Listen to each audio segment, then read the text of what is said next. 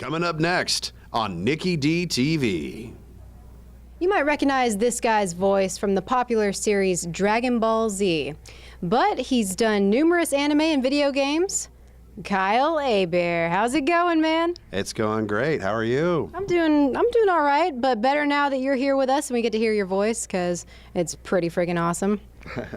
So do you do a lot of conventions like MTAC? I do like sometimes up to 3 a month. Once in a while, I'll even have them back to back to back to back, and a little on the exhausting side, jet lag kicks in and everything, but I wouldn't trade it for the world. It's a chance to get to travel and meet the fans, hang out with them, and celebrate what, I love doing this stuff too. I'm a fan. I've always been a fan of anime, cartoons, geek culture, video games, and now I'm lucky enough to work in those industries. So yeah, it's always a blast.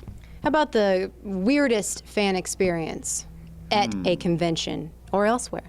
Well, once in a while, some of them forget to bathe. Bless their hearts. They're wearing the cosplay outfit, and you can. And once the arms come up in the pits, and then oh man, underarms, man, crazy. One fan last year at a convention, cool as could be, just out of nowhere, grabs my head and licks the top of it. I was in shock. I didn't know what to do. I don't know what to say to that. Exactly. I had no words. I was just, Oh my God. What? Was she young? Was she old? Or? That was a dude. Oh, it was a dude. My goodness gracious. It was a dude, yeah. There are other folks in my industry who have been licked unknowingly. Well, knowingly once it happened, but I mean unexpectedly rather. It's like fans just like licking the guy's face, and he could smell what she had for lunch 20 minutes later. Ugh. It took a while. Yeah. So, fans, we love you, but remember, there's a line, Mm-hmm. So, yeah. Well, how about when you're at the grocery store in line, getting your milk, getting your eggs, and you talk? Do people recognize you? Do people come up to you? That rarely happens. I've been recognized in public a couple of times, but it's just because people have seen me at conventions and they go, "Didn't you do the Masquerade at Anime Expo?" I was like, yeah. But never have people just heard my voice and go, "Oh my God, you're you're Ryu from Street Fighter, or you're the narrator from Dragon Ball Z." That doesn't really happen. See, voice actors, we enjoy anonymity. And, I'm fine with being recognized or not. I'm like, whatever, I'm just doing my own thing.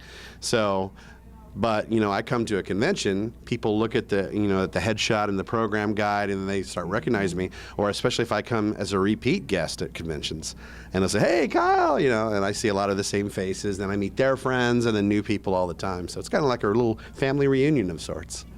What's it like to see figurines of the characters that you play? I mean, do you have a lot of them at home?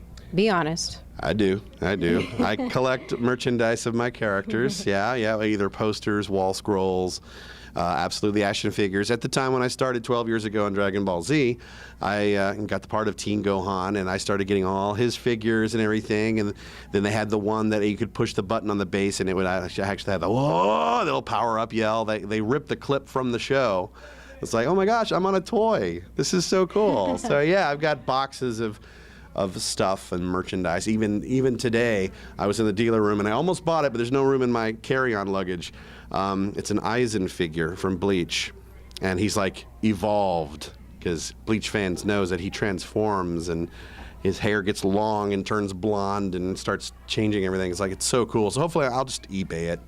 Probably pay cheaper anyway, but we'll see. That works. Yeah. So you also do voice acting classes or sessions online, correct? So talk about that. All right. Well, I want to make sure that I am selling myself correctly here. I don't teach acting. I'm a voice actor in the industry who shares my experience, and I teach the process so that people who are interested in voice acting can know what it's like, what the expectations are that are placed upon a professional actor, whether it's an audition or a session. So my VO workouts are over Skype, so it doesn't matter if you're in Los Angeles or not. You don't even need a webcam. I just need to be able to hear you.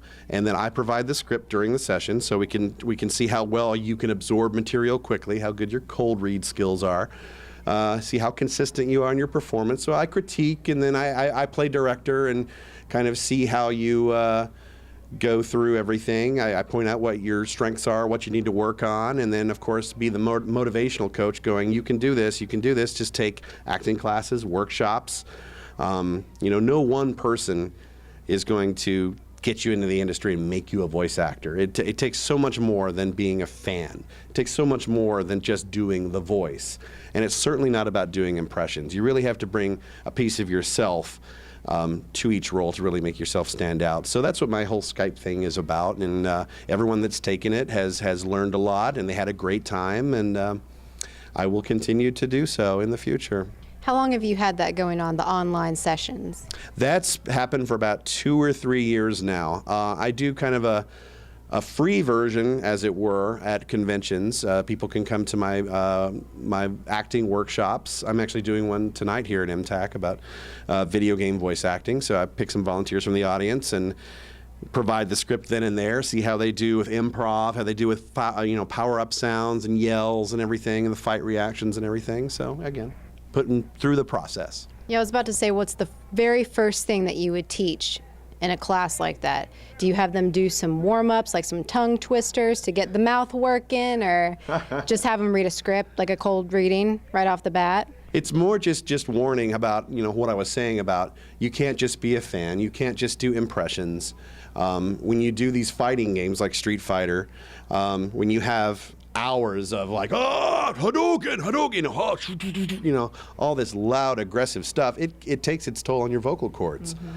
And people, after doing 1 or 2 yells, are going, oh my God, my voice is shot. It's like, well, how long are you going to last in the booth if you have a 2 or 4 hour session on a Call of Duty type game, and that's asked of you, So we got things to help us get us through, like the magical little sprays and throat drops and hot tea and whatnot, but you got to have some endurance and all that sort of thing. Now, I don't do any sort of regimen, but I go in there and I drink hot tea if I know it's going to be a screamo session, and I minimize the damage.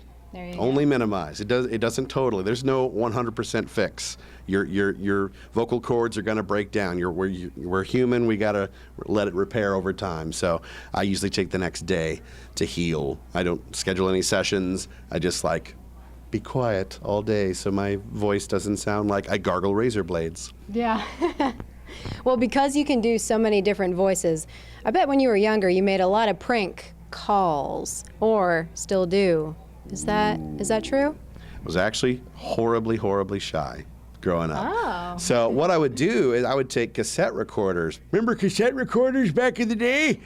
I would make parody commercials and play DJ. I would act like I would take my records. Remember those, kids? Vinyl. What's that? You put a needle and it plays? So I would do that. I wanted to be a disc jockey, and I wanted to do cartoon voices. So I would sometimes blend the two. I would do parody commercials and everything. I only did a couple of prank calls, and then the people figured out it was the number. This was before Star 69 and all that. They somehow figured it out, I guess. I guess maybe they called the phone company. It's like, who just called me? And they told them, and my parents grounded me, and I was in trouble. Gosh. But yeah, and not really much of a prankster. A lot of people have said, you should totally do the DBZ narrator voice in the drive-thru. No. It's like, I might do that, but I don't know what sort of reaction that would get. I don't know if they'd take me seriously or... Spit in your food. Spit in my food. That is the concern. Yeah. Who knows? So did you get your start in radio? I did. Again, wanted to do it since I was a child. I was just fascinated by the theater of the mind, how, whatever you hear when someone's speaking and telling a story, the way you envision it could be completely different from the way the next person envisions it, which is why so many people will tell you, oh, the book's better than the movie. Now, I'm visual. I prefer movies to books. Go fig. Does it have pictures? I'll take a comic book, please. Avengers versus X-Men. But anyway, but radio always held great fascination because I could build my confidence, and that actually worked. I ended up getting a college degree in radio, TV, film from the University of North Texas, right outside of Dallas, and got an internship at ABC Radio Networks and stayed there for 13 years. Worked at Radio Disney. Gosh. Well, the cool thing about radio is you can do it in your pajamas and no one knows, but you also just, all you have is your voice. So people can't see you. Right. And if that's not energetic or it's not intriguing, you'll lose people. Yeah. But, so how has radio played into this voice acting? Because you were a DJ, but then it's kind of like it's a new world.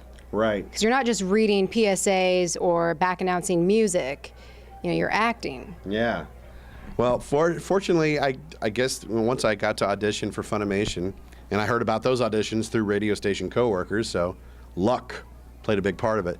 I guess they thought that I had enough raw talent that they went ahead, took a gamble, and cast me in a major role, even though I'd never done it before. So, but the very first stuff I did were bit parts, and most people just do little short incidental characters that don't even have a name that show up for 3 seconds and then die or something. It's like, well, can this person take direction?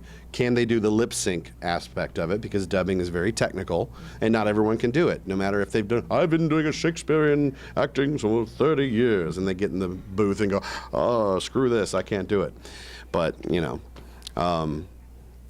I guess they liked me enough, and I was fortunate enough to take direction well and be able to do it. And I've taken acting classes since then and workshops. And when you're an actor, you're always a work in progress. You can never just rest on your laurels like, I've learned all there is to know, I'm a great actor. It's like, no, you don't do that. Things change, trends change. There's different aspects of the industry. Improv always comes into play. Even if we have to say the script verbatim, improv, subtle vocalizations always come into play. We're asked to always think on our feet in the booth. So improv is always a big thing that I push to people who want to get into voice acting. All right. Yeah. Very cool. And you have a website that all your fans can follow you at. Why don't you tell us what that is? All right, KyleHebert.com. It's got my Twitter link, Facebook page link, of course, info about my Skype sessions, all the info about what it is and what it's not, your expectations, what they should be and what they shouldn't be, kids, because I'm not a snake oil salesman. I'm not going to promise you the world, but if you want a professional ear to help a beginner out or someone who's just generally curious about what voice acting is like, then more info at KyleHebert.com. You heard it. Check him out. Kyle Hebert, everybody.